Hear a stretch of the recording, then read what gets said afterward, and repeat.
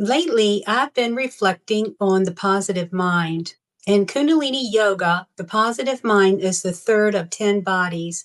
It's often misunderstood simply as seeing the good, but it's far more complex than optimism or positive thinking.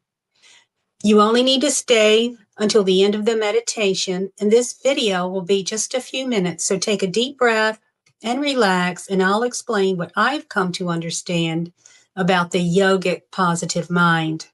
My understanding deepened through Carl Jung's work on individuation, the movement toward wholeness. Carl Jung taught that health and happiness doesn't come from avoiding darkness, but from meeting it. The work is to sit with both the light and the shadow and let the ego soften and to live from the whole self, not just the parts we prefer. Through working with shamanic practice of journey meditations taught to me from practitioners, I've learned to seek the hidden parts and wrestle with the ego to find balance and answers to complex problems. Visualizing comes into the mind when we have to see things from a different perspective. Like an eagle, I now understand how to gain clarity and intuition when problems arise. But when my positive mind is balanced, I feel clarity and calm. I'm more open to receiving constructive criticism from others, setting healthy boundaries, and to be a helping guide to others, but it aligns with personal endeavors of practice. But the positive mind was never meant to operate alone. We have a negative mind, which protects us from and helps us to set boundaries and sense danger. And the neutral mind is the meditative space that allows us to pause, listen, and respond with wisdom rather than reaction. Without these, the positive mind can slip into fantasy, denial, self-betrayal. We can be too kind, too nice, too obliging, and not really being authentic. Most of us favor one mind. I mostly favor the negative mind. It's naturally cautious and protective. When my positive mind opens, I can be hopeful and visionary, but also overly ambitious if I'm not grounded. The work isn't choosing one mind over another. The work is listening to all three and allowing the neutral mind to hold the final word. Think, act, and feel. More of that neutral mind in the next video. This is where Western culture often gets it wrong. We confuse the positive mind with a positive mindset, and that can be a bit confusing. It can lead to spiritual bypassing, overriding grief, minimizing pain, rushing healing, and being nice at the expense of truth. Toxic positivity is not yogic wisdom. The positive mind doesn't ask us to deny reality. It asks us to work from the inside out, to recognize hope without placing unrealistic expectations on ourselves or others. When the positive mind is balanced, I can feel joyful and humble, optimistic yet grounded. It shows up as playfulness, humor, natural self-esteem that doesn't need to prove myself. I also want to mention the difference between affirmations and mantras. Affirmations work with the everyday mind.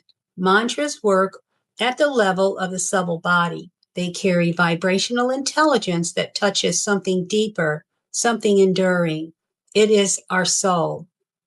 Both have value, but they work on different layers of our being. And finally, the body always tells the truth. You can find the book, The Body Keeps the Score by Bessel van der Kolk, and it will explain this. One of the most reliable ways I reconnect with a healthy, positive mind is through the solar plexus, the center of personal power at the navel. When the center is supported energetically, confidence shines through you, hope becomes steady, reactivity softens, and anger can move out and be released. This isn't about being positive, it's about becoming. So let's learn a practice for the third chakra. It's a Kriya and a meditation.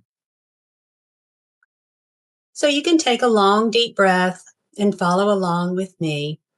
Sit in a straight spine. Your chin is in and your chest is out. Your eyes are focused on the tip of the nose.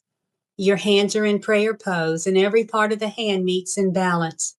The palms and the fingers meet exactly, feeling every part of the hand. The base of the mudra is at the front of the solar plexus in front of your tummy, not touching the chest. The forearms are parallel to the floor.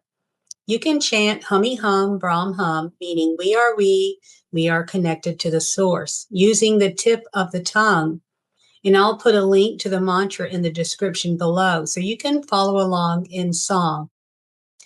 The hands pulse like a heartbeat. That is, they press together at the navel point as you pull in with the Humme Hum, Brahm Hum.